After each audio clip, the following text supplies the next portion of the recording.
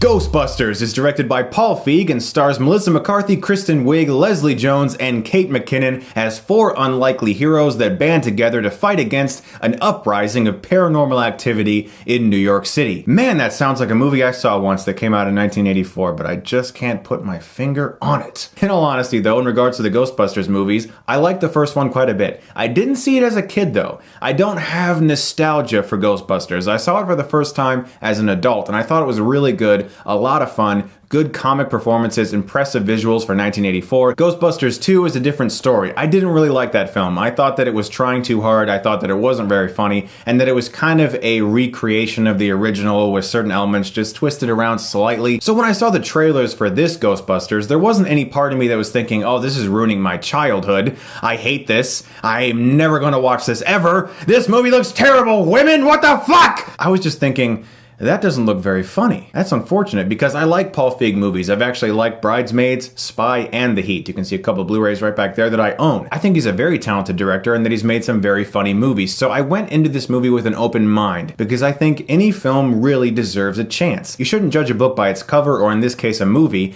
You should give it a chance and see how it is, and that's what I did. When it comes to a reboot, I look at it in a very specific way because most reboots are made for money. Let's face it. We live in a period where everything is remade, rebooted, whether it's a TV show being brought back or a movie being remade, then rebooted, then remade again. It's gonna happen a lot. And now Ghostbusters receives that treatment because this is absolutely a reboot. It doesn't even acknowledge events of the last two movies. There were never ghosts in New York City. Nobody knows what that is. And Bill Murray's Ghostbusters team has vaporized into thin air and no one knows what the Ghostbusters are. This is a brand new movie with a brand new continuity. And the way I look at reboots is this. Does it improve upon the original at all? Does it add anything good to the franchise? Is there a reason for this reboot to exist beyond earning a lot of money on a well-established name or brand? That's how I view reboots, because most of the time they're nowhere near as good as the originals. There are a handful that are better, like Ocean's 11 or John Carpenter's The Thing. And with this new Ghostbusters, there are only a handful of things that I could find that are actually better or improved upon from the 1984 film. One of them being Chris Hemsworth as the receptionist. He had more screen time than the original Ghostbusters receptionist. He was funnier. He had more things to do. He actually added something to the movie, unlike the original receptionist character. And due to advancements in technology that have happened over the past 30 years or so, the action sequences have improved as well. So technically, this film is an improvement over the original in regards to how it's constructed, from sound design and visuals. Does that really matter though when your film is 30 years older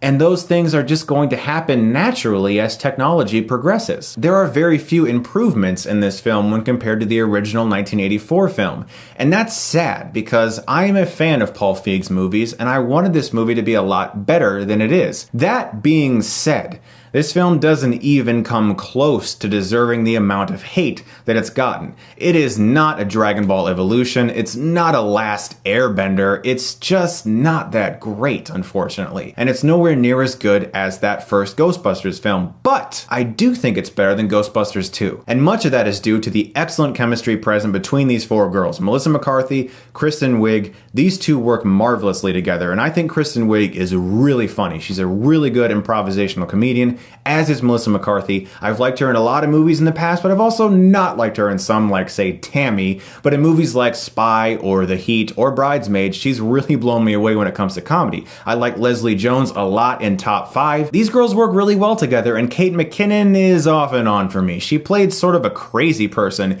and I could tell that she is really funny, but her character, it was her character, not necessarily her as an actress, but her character just didn't quite always work for me. But those four as a team did have really good chemistry with one another. And notice that I've been saying that I think all of these actresses are really funny, because I do think all of these actresses are really funny, just not that much in this movie. Some of these actresses have split my sides with laughter in previous movies, and here they just didn't bring it. A lot of it was the script. It seemed like it was trying too much to recreate certain elements of the original, as well as bringing back some very unfortunately unnecessary cameos in roles that were almost disrespectful to the original. In particular, one person who plays a scientist in this film, and I was just like, not only is this not funny, but this isn't really respecting the original. Really poor choices were made with those cameos that just did not work for this movie. This movie's a bit of a mixed bag for me because with all of the whole like, you're a misogynist if you hate this movie thing, it's tough to really go about reviewing this movie without being labeled something. The simple fact of the matter is, I like all these actresses.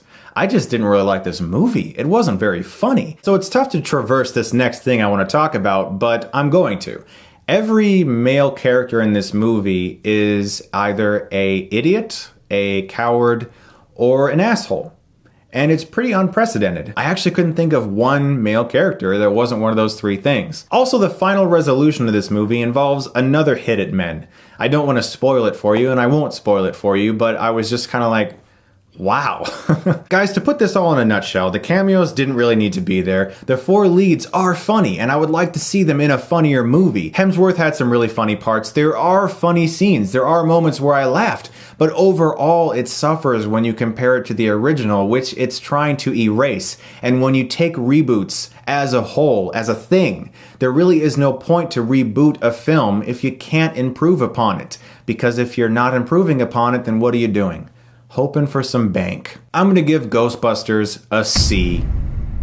Doesn't quite deserve that hate that it got, but it's also not a good enough film to be like, yeah, see, it was actually great!